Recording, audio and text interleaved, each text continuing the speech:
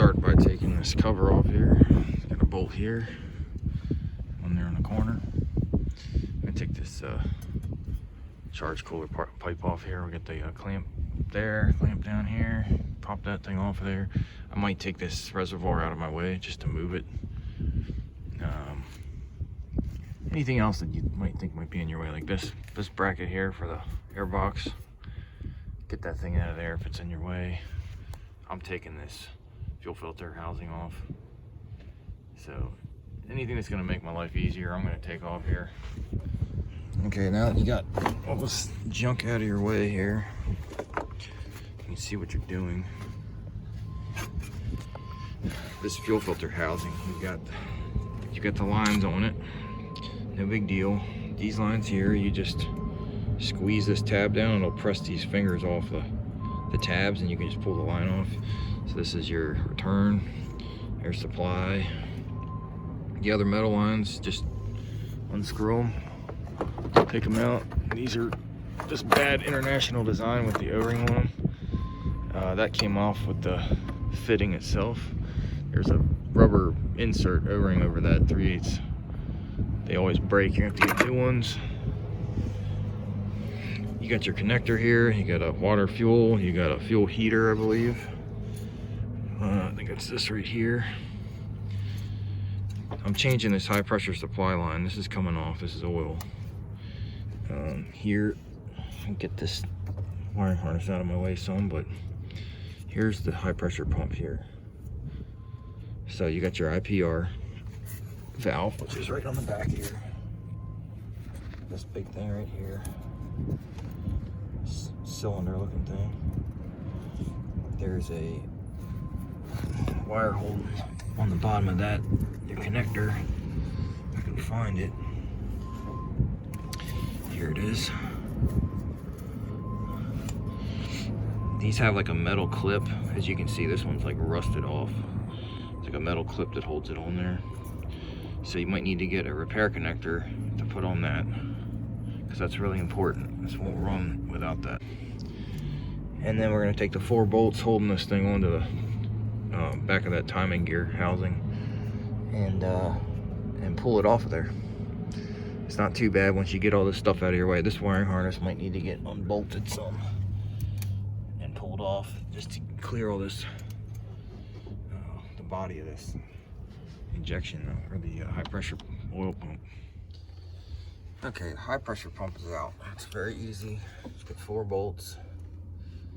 You need a 10mm socket. Get that irregular molded gasket for your fuel filter housing, just in case. The new pump should come with a new housing gasket or a base gasket for the pump.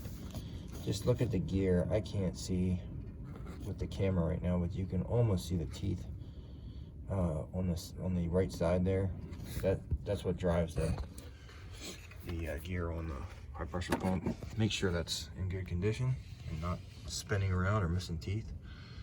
And clean that surface off real good. And we're gonna reinstall this pump. I can't video and do this at the same time, but it's very straightforward. Not hard to do at all. Just get all this stuff out of your way is the worst part. So it looks like International has provided a magnetic inlet oil filter here. You're supposed to add to the bottom of this. There's a magnet on there, and it just sits up in the bottom like that. And it'll catch all the big pieces of metal, I guess, that are supposed to be floating around in there. On a new pump, if you get the high pressure hose, fittings are bigger. It's gonna come 270s and a 90. So you just gotta swap those over, just bigger. Make sure you got this is your O-ring, there's a backup ring. Make sure that comes out of that hole up there and it's sitting on the fitting, so you don't freaking jam something in there it's not supposed to. And then you got the new one, comes with the pump there. And that's just another detail. So it's all back together and all primed up. Leaving everything off here for now. Just gonna make sure I got my high oil pressure back. But right now we gotta jump in. Dead batteries, of course. We got a jump start in here. Let it sit for a little bit and then we'll fire it up. As usual, this thing started when I didn't have the camera on. But you can see here on this screen, here's my control pressure.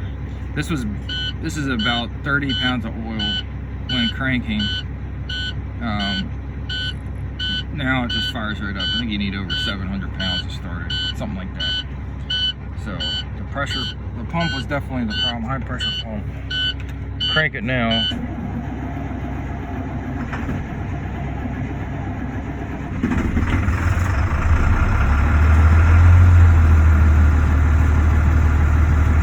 And so it's got a lot of air resistance to it. All I gotta do is button the rest of this thing up and it'll be good to go.